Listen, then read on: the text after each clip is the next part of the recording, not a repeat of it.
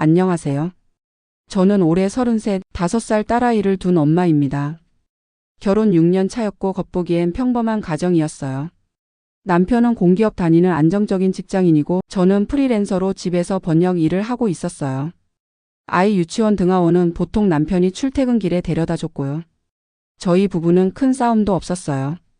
물론 사소한 다툼은 있었지만 그래도 다른 집보단 낫지. 남편이 아이 잘 봐주는 게 어디냐. 이런 식으로 넘겼어요. 그런데요.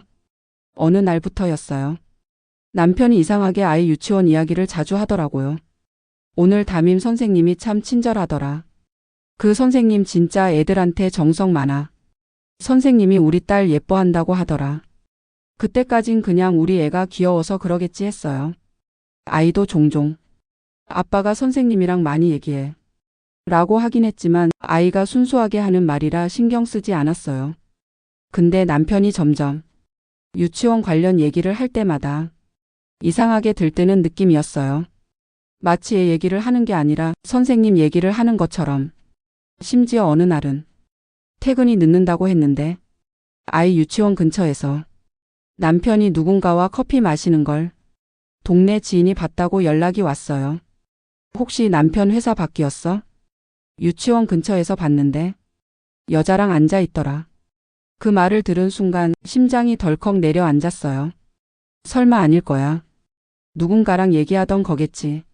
그렇게 넘기려 했는데 머릿속이 복잡해지더라고요. 그래서 저는 조심스럽게 아이 가방을 뒤지기 시작했어요. 혹시나 하는 마음으로. 그런데요.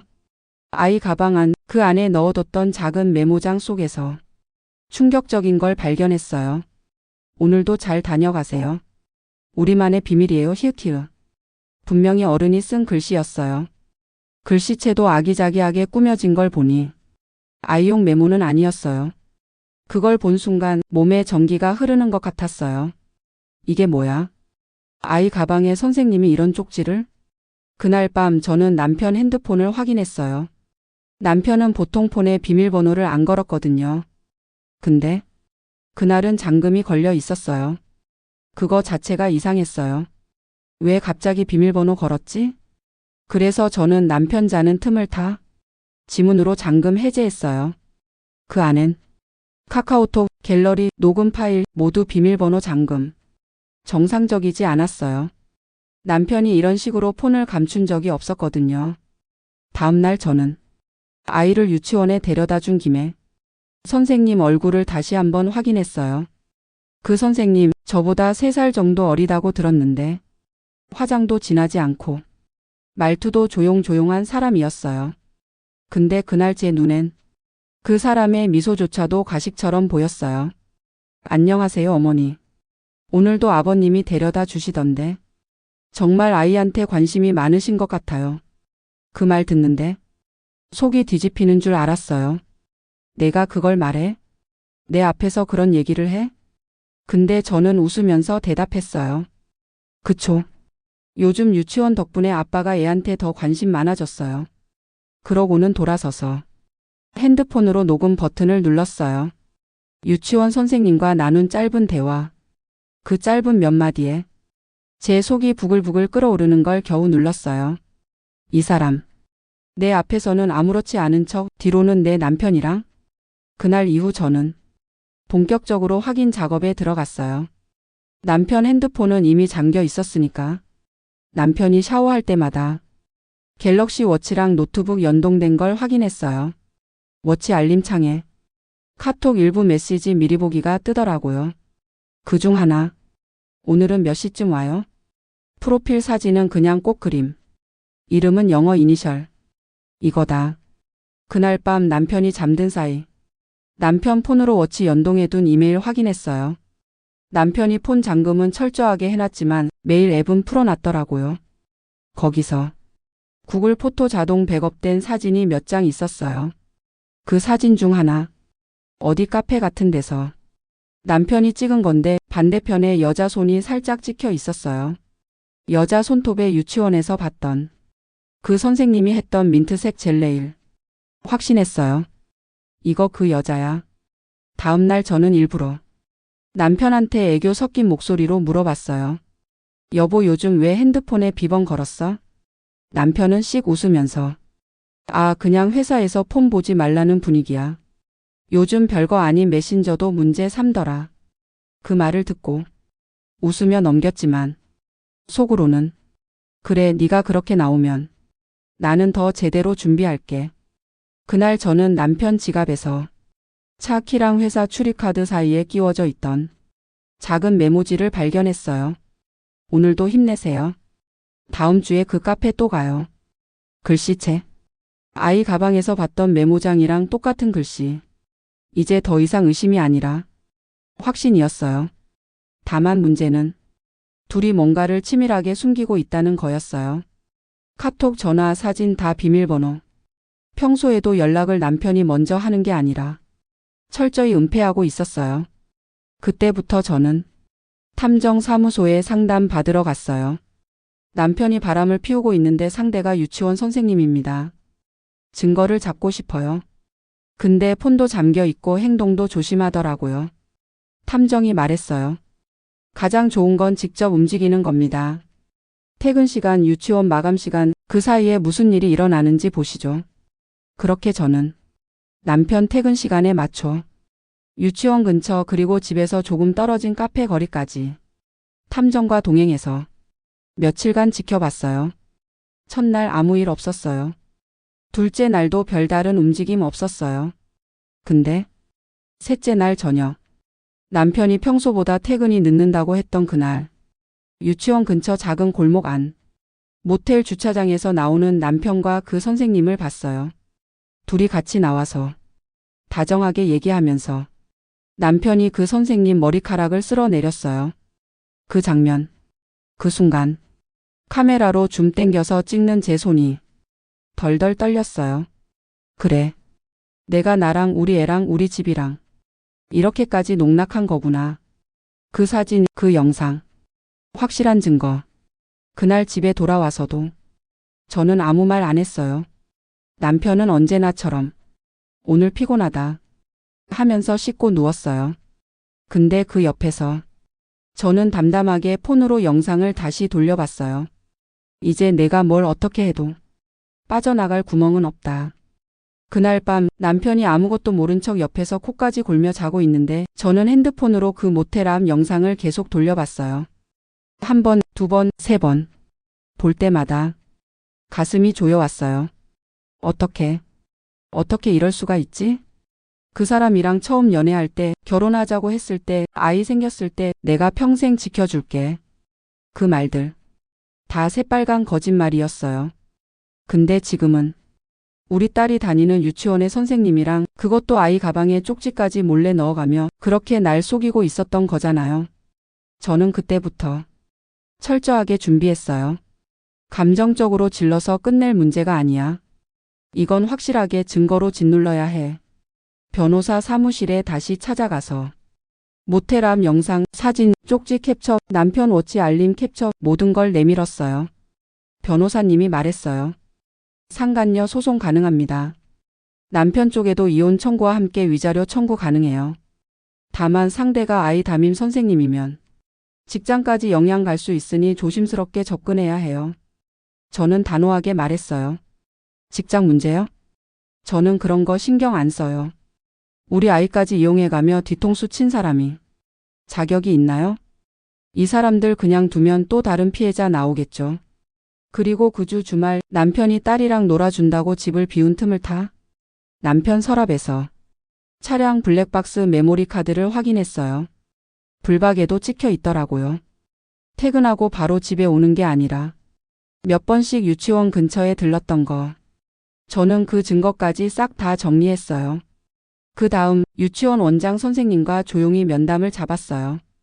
이거 사적인 얘기라서 죄송한데요. 우리 남편과 선생님이 이런 관계인 것 같아요. 원장 선생님은 처음엔 믿지 못했어요. 어머, 아니에요. 그럴 리가. 그래서 제가 사진 보여드렸어요. 둘이 모텔에서 나오는 영상 캡처. 원장 선생님 얼굴이 하얘지더라고요. 이거 어떻게 세상에. 그 이후 유치원 쪽에서도 조사 들어가겠다고 하셨어요. 그 사이 남편은 아무것도 모른 채 매일 사랑해. 우리 다음 주에 캠핑 가자. 그런 말 하고 있었어요. 근데 저는 속으로 그래, 내가 그렇게 즐겁게 캠핑 계획 세우고 있을 때 나는 너랑 그 여자가 같이 나오는 영상을 판사 앞에 내밀 준비 중이야. 그리고 어느 날 드디어 그 선생님이 저희 집 앞에 몰래 찾아왔어요. 어머니, 잠깐 얘기 좀 할 수 있을까요? 문 앞에 선 그 사람. 표정이 하얗게 질려 있었어요. 그 영상. 혹시 신고하신 거예요? 저는 일부러 웃으면서 말했어요. 응, 신고했어. 유치원 원장님도 받고 변호사님도 자료 다 넘겼어. 이제 곧 소장 들어갈 거야.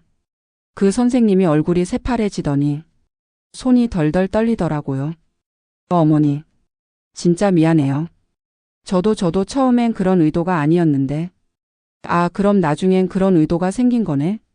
제가 딱 그렇게 말했어요. 그 사람은 그 자리에서 울면서 빌었어요. 제발 아이 유치원은 그만두지 않게 해주세요. 진짜 잘못했어요. 근데 그 울음조차도 저는 너무 가식처럼 보였어요. 내가 우리 딸을 이용했어. 그렇게 예쁘다고 칭찬하고 그 뒤로 우리 가정을 무너뜨렸어. 내가 선생님이란 게 더 역겨워. 그때 저는 그 사람 눈 똑바로 보면서 말했어요. 내가 참을 것 같아? 내가 우리 가족 뒤에서 뭘 했는데? 유치원 선생님, 아니 이제 그냥 그 여자가 집 앞까지 찾아와서 울면서 빌었어요. 제발 아이 앞길 막지 말아주세요. 아이 유치원 그만두면 저도 정말. 근데 그 말을 들으면서 진짜 역겨웠어요. 아이? 내 아이 걱정하는 척 하지 마. 내 아이 이용해서 내가 우리 가정 망쳤잖아. 그래서 저는 냉정하게 말했어요. 걱정 안 해도 돼. 넌 이미 원장님한테도 들켰어. 원장님이 그 영상 보고 뭐라 했는지 알아? 어떻게 이럴 수 있냐고 했어. 내가 알아서 결정하면 될 일이고 나는 내가 할 일 할 거니까. 그렇게 말하고 문을 닫았어요. 문 뒤에서 그 여자가 엉엉 우는 소리가 들렸지만 저는 단 한 방울의 동정심도 들지 않았어요. 그리고 그 주 변호사님이 소송 준비를 마쳤어요. 남편 상대로 이혼 소송 및 위자료 청구, 그 여자 유치원 선생님 상대로 상간녀 소송. 남편한테도 내용 증명 보냈어요. 외도 증거 확보 완료, 법적 절차 진행 예정. 그날 저녁 남편이 퇴근하자마자 집에 뛰어들어왔어요. 이게 뭐야? 너 진짜 미쳤어? 이걸 진짜 신고를 했다고? 저는 담담하게 앉아서 말했어요. 응. 내가 모텔 들어가는 영상, 그 여자한테 쪽지 받는 사진, 불박 기록, 워치 메시지 다 제출했어. 근데 왜 놀라? 너 잘못한 거 아니었어? 남편 얼굴이 시뻘개지더니 갑자기 고래고래 소리 질렀어요. 야, 그걸 그렇게까지 해야 돼? 가정이 우선 아니야? 내가 이걸 법에 넘기면 우리 애는 어떻게 해? 그 말 듣는데 너무 어이없었어요. 에? 내가 애 얘기를 해? 그래서 제가 말했어요. 그럼 내가 모텔 들어갈 때 우리 애 생각했어? 내가 참고 넘어가 줄 알았어? 아니야. 난 너랑 그 여자 둘 다 끝까지 갈 거야. 그때 남편이 처음으로 제대로 절 바라봤어요. 그동안 내가 순진하게 넘어가 줄 알았던 건가 봐요. 근데 아니었거든요.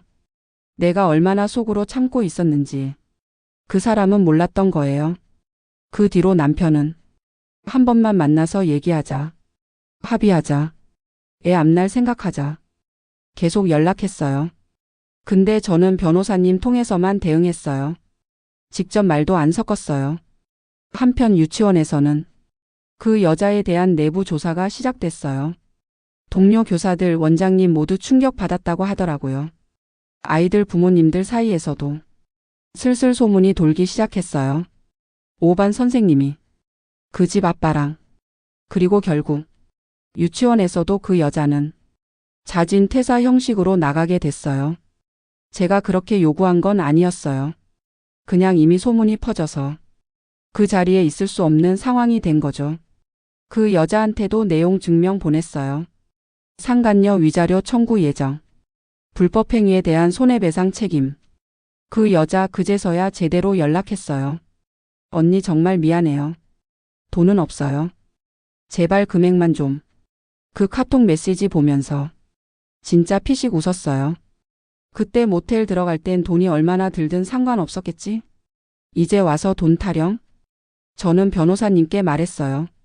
한 푼도 깎지 마세요. 끝까지 갑니다. 이혼 소송, 위자료 청구, 상간녀 소송. 하나하나 진행할수록 가슴은 답답했지만 머릿속은 오히려 더 차분해졌어요. 남편은 결국 저희 부모님께까지 연락했어요. 딸 좀 말려주세요. 가정을 지켜야죠. 그 말 듣고 제 아버지가 딱 한마디 하셨어요. 가정을 지키지 못한 건 지가 먼저야. 지 딸한테 그런 꼴 당하게 한 남자한테 무슨 말이 더 필요하냐. 그 말에 마음이 한 번 더 다잡아졌어요. 그래, 나는 잘못한 거 없어. 그냥 내 인생을 다시 챙기고 있을 뿐이야. 소송 중간에 남편 쪽 변호사한테서 조정 요청이 들어왔어요. 상간녀 쪽에서 위자료를 절반으로 조정해 달라고 합니다. 가정도 어려운 편이고 반성하고 있다고. 근데 그때 제가 사진첩을 다시 봤어요. 아이랑 같이 찍은 남편 사진 뒤에 몰래 찍힌 모텔 영상. 거기서 남편이 그 여자를 웃으며 바라보던 장면. 그 장면 보는 순간 딱 마음 정해졌어요. 조정 안 합니다. 판결로 갑니다. 그리고 재판 당일 저는 변호사님과 함께 법원에 출석했어요.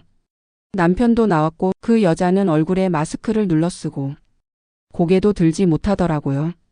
법정 안에서 판사님이 차분히 상황을 정리하시고 중요하게 한마디 하셨어요.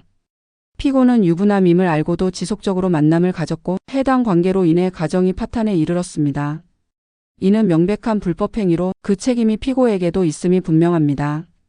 그 말에 그 여자는 결국 울음을 터뜨렸어요. 남편도 침통한 얼굴로 앉아 있었고요. 근데 저는 그 장면이 전혀 안 불쌍하게 느껴지지 않았어요. 이게 내가 지나온 고통의 끝이라면 당신들은 이제 시작이겠지. 결국 판결은 이렇게 나왔어요. 남편 위자료 2천만 원 재산 분할 없이 이혼 판결. 상간녀 위자료 1,500만 원 지급 명령. 그리고 아이 양육권은 저에게, 남편은 양육비만 지급. 이 판결을 손에 쥐고 법원을 나서는 길. 햇빛이 그렇게 따뜻할 수가 없었어요. 이제는 정말 끝났구나. 이제야 내 인생이 다시 시작되는구나. 판결이 끝나고 남편도 그 여자도 더 이상 저에게 어떤 변명도 못했어요. 남편은 몇 번 더 연락을 시도했어요. 그래도 애 아빠인데 조금만 더 생각해 줄 순 없냐. 그런 메시지였어요. 근데 저는 단호하게 변호사님을 통해 답했어요. 법적 양육비 외에는 연락하지 마세요. 그리고 그 여자는 마지막까지 저에게 한 통의 메시지를 남겼어요. 정말 죄송합니다. 제가 왜 그랬는지 저도 모르겠어요. 다시는 이런 일 없을 거예요. 그 메시지 보면서 피식 웃었어요. 이제 와서? 너무 늦었어. 그 사람들에겐 죄책감보다 들켰다는 두려움이 더 컸던 거겠죠. 끝까지 자기 감정 합리화하려는 모습이 너무 뻔히 보여서 오히려 안쓰러울 정도였어요. 한편 유치원 쪽은 그 여자 퇴사 후에 부모님들에게 조용히 설명했다고 들었어요. 소문은 이미 퍼질 만큼 퍼졌고 다른 학부모들도 그 선생님 문제 있었던 거 맞다. 이런 얘기들이 돌았어요. 그 여자는 결국 다른 지역으로 이사했다는 얘기까지 들었어요. 근데 그런 게 뭐가 중요하겠어요. 저는 그 사람들 얼굴 다시 볼 일도 생각해 줄 이유도 없으니까요. 이제 저와 딸만의 시간이 시작됐어요. 처음엔 아이가 아빠는 왜 안 와? 물어봤어요. 그 질문에 저는 거짓말하지 않기로 했어요. 아빠가 엄마를 많이 아프게 했어. 그래서 엄마랑 아빠는 따로 살기로 했어. 근데 엄마는 내 곁에 항상 있을 거야. 아이도 어린 마음에 어렴풋이 이해하는 것 같았어요. 그리고 시간이 지나면서 엄마와 딸 둘만의 일상이 서서히 편안해졌어요. 제가 그렇게 울고 분노하고 미칠 것 같던 그 시간들 속에서도 결국 버티고 여기까지 온 건 제가 포기하지 않았기 때문이었어요. 사람들은 말해요. 그냥 넘기지. 너무 힘들었겠다. 근데 저는 그렇게 생각하지 않아요. 참아서 뭐가 달라졌겠어요? 참으면 참을수록 그 사람들은 더 뻔뻔해졌을 거예요. 지금도 저는 종종 처음 남편이 선생님 얘기할 때 내가 왜 그걸 그냥 웃으며 넘겼나 돌아보게 돼요. 근데 그때의 저도 지금의 저도 똑같은 사람이에요. 단지 이제는 나를 속이는 사람들에게 절대 웃어주지 않는 사람이 됐을 뿐이에요. 그 경험이 저를 더 강하게 만들었어요. 그리고 이 이야기를 듣고 계신 누군가가 혹시라도 지금 배신과 거짓말 속에서 괴로워하고 있다면 꼭 말해주고 싶어요. 참지 마세요. 말하세요. 그리고 싸우세요. 끝까지 가세요. 그게 당신을 지키는 길이에요. 나는 참지 않았고, 나는 싸웠고, 나는 이겼어요. 그리고 나는 다시 행복해질 거예요.